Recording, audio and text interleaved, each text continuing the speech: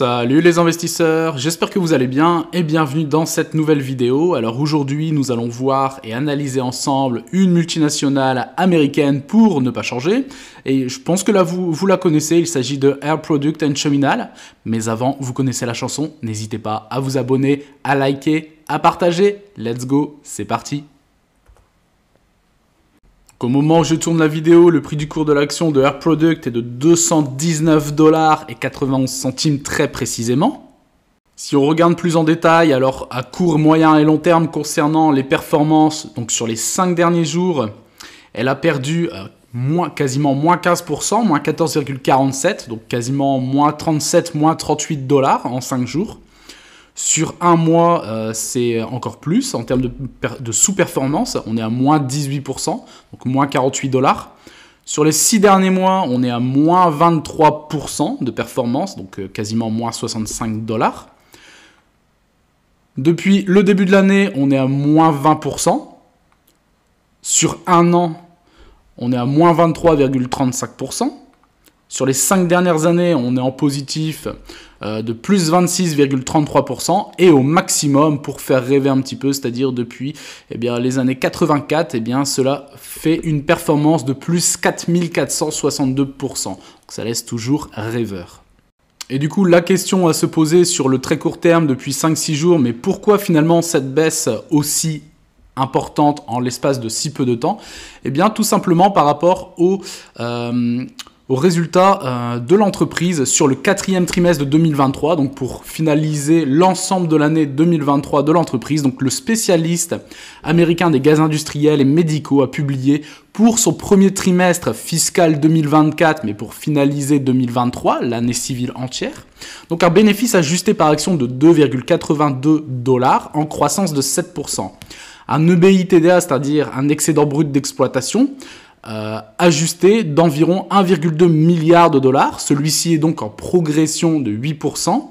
Et une marge de l'EBITDA également ajustée à 39,2%. Celui-ci également en hausse de 510 points de base. Les ventes sur le trimestre ont totalisé quasiment 3 milliards $, contre 3,17 milliards sur la période comparable, donc de l'année d'avant.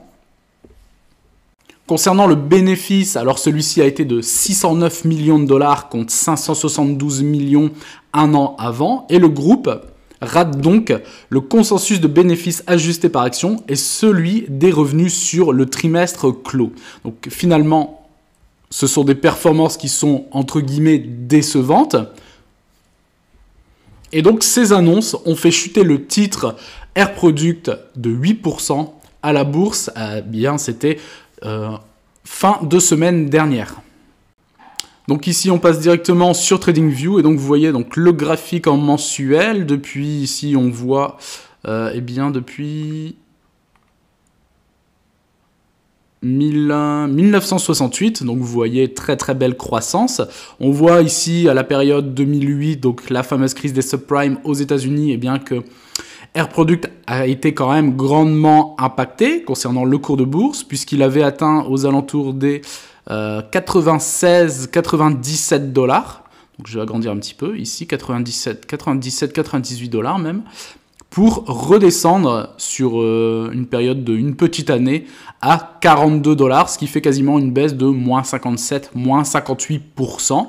Puis après, celle-ci a connu, comme on peut le constater sur bon nombre de cours d'entreprises, une croissance juste phénoménale. Ici, on voit la période Covid qui finalement a été très très rapide. Ça n'a quasiment rien endommagé sur les cours de bourse, puisqu'après on part sur des plus hauts historiques pour atteindre ici, donc si je prends la mèche, les deux mèches d'ailleurs, qui sont identiques au niveau mensuel à 326 $. Et si on prend le début de la chandelle, on est à 319, donc 320, 325 $ très précisément. Et donc ça, c'était très clairement, il y a un an, en février 2023. Et du coup, vous voyez, par rapport au plus haut historique ici jusqu'au cours à l'heure actuelle, cela nous fait une perte qui a d'ailleurs été accentuée et accélérée ces derniers jours avec des résultats plus ou moins négatifs, de l'ordre donc de moins 33%. Alors je ne suis absolument pas trader, je me répète, mais là ici on voit qu'il y avait un potentiel support. Ici vous voyez le bas des chandelles avec le haut ici de 2020, et en fait celui-ci a littéralement été cassé, donc à voir comment ça va continuer à se développer, si ça potentiellement va se stabiliser, parce que sinon ça pourrait être intéressant d'attendre, et pourquoi pas, parce que si celle-ci continue sa baisse, on peut aller rechercher des supports ici, peut-être aux alentours des 190, voire peut-être même plus bas, aux alentours des 170 $. Donc, à prendre en compte, une entreprise très clairement à mettre sur sa watchlist, parce que nous verrons par la suite, elle est quand même très très intéressante. Et d'ailleurs, celle-ci, on le voit bien, est grandement luttée contre l'inflation. Donc, les investisseurs ayant cette société dans leur portefeuille, ont vu leur portefeuille, en tout cas sur cette ligne, sur des plus hauts historiques. On passe maintenant ici directement sur dividende.com, puisque bien entendu, Air Products verse des dividendes comme la majorité des sociétés aux États-Unis. Alors ici, le dividende versé au niveau annuel de Air Products est de 7,08 $. Donc vous prenez les 7,08 $ de dividende à l'année, vous le divisez par le cours de bourse à l'instant T, et cela vous donne le rendement qui est à l'heure actuelle, au moment où je tourne la vidéo, de 3,22%, ce qui est tout à fait honorable. Concernant ici le average price recovery, il est très très court, il est de l'ordre d'une bonne semaine, 8-9 jours, c'est-à-dire que il faut 8 à 9 jours à l'entreprise pour qu'elle retrouve son cours de bourse avant détachement du dividende. Concernant ici le payout ratio, le ratio de distribution, il est excellent. Il est de quasiment 50-52%. Ça veut dire qu'une fois que l'entreprise a versé les dividendes à ses actionnaires, il lui reste la moitié de sa trésorerie, de son cash, pour continuer à se développer, surtout dans ce domaine d'activité, dans le gaz, les secteurs d'énergie, qui est très très concurrentiel. Et donc pourquoi pas faire des achats, des fusions-acquisitions, créer de nouveaux produits, de nouveaux brevets, etc. D'autant plus remarquable que le versement des dividendes est en croissance depuis 49 années d'affilée. Encore un an et celle-ci fera partie de la fameuse liste des Dividend King. Et donc bien entendu, celle-ci verse ses dividendes de façon trimestrielle. Et donc ce qu'il faut savoir, c'est que Air Products n'est pas niché dans le secteur des énergies, mais dans celui des matériaux.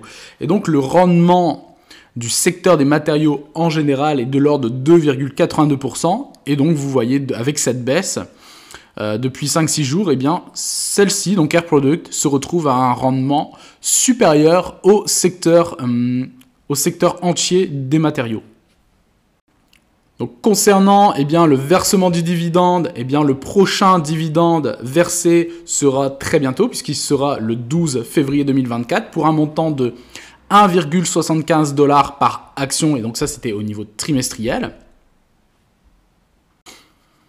Et du coup ici on regarde donc l'historique du versement des dividendes, donc 2023 7,08, 2022 6,48, 2021 6 $, 2020 5,36, 2019 4,64, 2018 4,40, 2017 3,80 $, 2016 3,44 $, 2015 3,24, 2014 3,08, 2013 2,84, 2012 2,56, 2011 2,32, 2010 1,96, 2009 1,80, 2008 1,76, 2007 1,52 et ainsi de suite. Alors par rapport à la croissance du versement des dividendes, ce que l'on peut remarquer, c'est que d'une année à une autre, c'est assez instable. Vous voyez par exemple ici, entre 2002 et 2003, c'est 8%.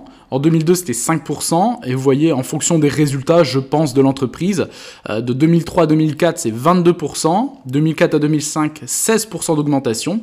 Et on repasse à un chiffre, donc de 2005 à 2006, 6%. On repart à la hausse, 2006 à 2007, quasiment 12%, quasiment 15,8% entre 2007 et 2008. 2008 à 2009, vous voyez, grosse réduction, toujours une croissance, mais beaucoup plus faible, de 2,27%. 2009 à 2010, 8,88%. Bon, ici, cette croissance de 2,27%, elle est très clairement liée à la crise des subprimes à l'époque, puisqu'on a vu que sur le cours de bourse, celle-ci avait décroché de l'ordre de moins 57, moins 58%. De 2010 à 2011, quasiment donc 18,3%. 2011 à 2012, 10%, donc du deux chiffres. 2012 à 2013, quasiment 11%. 2013 à 2014, 8,45%. 2014 à 2015, 5,20%. Donc vous voyez, c'est une très très belle croissance, mais qui est parfois irrégulière. 2015 à 2016, 6,17%. 2016 à 2017, du deux chiffres, de 10%. 2017 à 2018, 15,7%. 2018 à 2019, 5,45%. 2019 à 2020, 15,5%. 2020 à 2021, quasiment 12%. Et du coup, quasiment pareil, on est sur du deux chiffres entre 2021 et 2022. Mais du coup, c'est très très intéressant dans le sens où la société arrive à s'adapter très clairement, donc avec la distribution de ses dividendes en croissance depuis quasiment, donc depuis 49 années consécutivement, et du coup celle-ci s'adapte très bien et très très facilement en fonction de ses résultats. D'autant plus que le secteur des matériaux, surtout tout ce qui concerne le gaz, en fait les sociétés ont des contrats sur le moyen terme, c'est des contrats qui sont de l'ordre de 3, 4, 5 ans, et en fait ils savent à l'avance ce qu'ils vont finalement générer sur l'année. On passe maintenant ici donc sur Morning. Alors vous voyez 3,26 concernant le rendement. La sûreté du dividende, c'est noté excellent, 13 sur 19 sur 20, il n'y a rien à dire. Concernant le score de croissance, il est bon. Il est de 15 sur 20. Donc alors la phase d'il y a quelques jours n'a peut-être pas encore été prise en compte, mais après à voir, comme dit précédemment, s'il y a une stabilisation ou si les investisseurs ne vont pas du tout apprécier les résultats de cette fin d'année 2023 et continuer à être vendeur. Quand on fait la moyenne ici des dividendes, de la croissance des dividendes sur les 5 dernières années, cela représente quand même une très belle croissance de 10% en moyenne sur les 5 dernières années. L'entreprise a une capitalisation de 48 milliards de dollars sur le marché. Concernant ici le ratio cours par rapport aux bénéfices, donc les PER, le price to earning, il est de 20, un ratio de 20. Donc on peut dire que l'entreprise est potentiellement surévaluée, mais pas énormément non plus. Et concernant les bénéfices par action, il est de l'ordre de 10,47 $ de bénéfices par action. Si on descend, et du coup vous voyez sur le graphique ici, on voit très clairement que ça a décroché, on est passé de 261 $ à ici 215, 220. Donc une trentaine de dollars en l'espace d'une journée. Concernant ici le comparatif des performances, donc performance sur un an et sur les 5 dernières années entre Air Products, le S&P 500, le Nasdaq et le secteur des matériaux, donc forcément sur un an, c'est moins 21% de performance, alors que le S&P c'est plus 1%, le Nasdaq c'est plus 40% et le secteur des matériaux c'est plus 3%. Et le retour sur les 5 dernières années, on est quand même à plus 49, plus 50% pour Air Products. Le S&P, on est à plus 81%. Le Nasdaq à plus 151%, forcément porté par les valeurs technologiques. Et le secteur des matériaux, il est de plus 71%. Donc on voit que ce soit sur un an ou sur les 5 dernières années, Air Products, par contre, sous-performe les deux indices et le secteur des matériaux également. Et du coup, vous voyez, ce graphique montre la réalité à l'heure actuelle concernant la valorisation. Donc l'entreprise était toujours à une juste valeur de son prix, donc une juste valeur théorique. Pendant l'année 2022, c'est reparti à la hausse. Donc on a atteint des plus hauts. Vous voyez, c'était en début d'année, donc comme dit précédemment, janvier, février 2023, donc on était vraiment sur une surévaluation, pas non plus excessive, mais il y avait quand même une surévaluation, et là, depuis quelques jours, ça décroche réellement, donc à voir comment ça va se passer. Et sinon, c'est ça qui est également intéressant, avant la période Covid, donc c'est-à-dire 2019, 2020, ici, 2020, on est encore plutôt correct. Vous voyez, en fait, l'entreprise était même sous-évaluée. Donc ça, c'est vraiment très, très intéressant. Et le Covid, psychologiquement, a énormément joué sur les personnes souhaitant démarrer l'investissement en bourse, mais également sur les résultats des sociétés. Et ici, on voit donc l'historique du versement des dividendes qui est tout simplement exceptionnel, de façon croissante.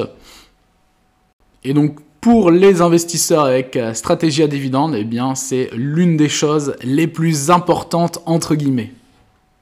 On passe maintenant ici donc sur Google Finance. Alors concernant les résultats et le compte de résultats donc au niveau annuel, alors on voit 2019 quasiment 9 milliards, donc 8,9 milliards de dollars de chiffre d'affaires pour un bénéfice de 1,7 milliard de dollars. Donc une marge qui est quand même tout à fait honorable. 2020, stabilisation, on est aux alentours des 8,86 milliards de dollars de chiffre d'affaires pour un bénéfice qui augmente de quasiment 100 millions de dollars, passant à 1,9 milliard de dollars de bénéfice. On augmente le bénéfice ici et également le chiffre d'affaires en 2021, passant à 10,32 milliards de dollars de chiffre d'affaires et un bénéfice qui augmente également de quasiment 200 millions de dollars puisque le bénéfice est de l'ordre de 2,10 milliards de dollars. Grosse augmentation du chiffre d'affaires en 2022, passant à 12,7 milliards de dollars de chiffre d'affaires. Et un bénéfice qui augmente également légèrement, passant à 2,26 millions de dollars de bénéfices. Également 2023, du coup, avec les derniers résultats. On est sur un chiffre d'affaires qui baisse de 100 millions de dollars, passant à 12,6 milliards de dollars de chiffre d'affaires et un bénéfice qui baisse également de 100 millions de dollars à peu près, passant donc à 12,6 milliards de dollars de bénéfices. Mais ce qui est très très intéressant, c'est que par rapport à ce secteur d'activité qui est très concurrentiel avec beaucoup d'intermédiaires, de fournisseurs, etc., eh bien les marges sont quand même très très positives puisqu'on est aux alentours des entre 18 et 20%, et ça c'est excellent. Concernant également le bilan de l'entreprise, donc c'est-à-dire le total, le comparatif entre le total des passifs, le total des actifs et le total des passifs, eh bien on voit qu'il y a une sacrée différence en termes de capitaux propres et ça c'est excellent. On est aux alentours des... il y a quasiment 16 milliards, ici attendez, 15,66 milliards de dollars de capitaux propres et ça c'est excellent et on voit que l'entreprise a toujours été dans une façon de gérer ses capitaux qui sont excellents. Pas énormément de dettes, bien entendu il faut de la dette pour continuer à se développer, mais là il n'y a pas énormément de dettes. Il y a également une trésorerie sur le court terme qui est de l'ordre de 2 milliards de dollars, donc ça c'est également excellent. Le total des actifs c'est 32 milliards de dollars, le total des passifs c'est 16,3 milliards. Donc la différence, les capitaux propres, eh bien c'est la moitié, on est à quasiment 16 milliards de dollars, donc c'est excellent. Chose également que j'avais oublié de stipuler sur Morning, mais le nombre d'actions en circulation, il est quand même assez faible, et ça c'est également intéressant. Il est de 222 millions d'actions en circulation sur les marchés.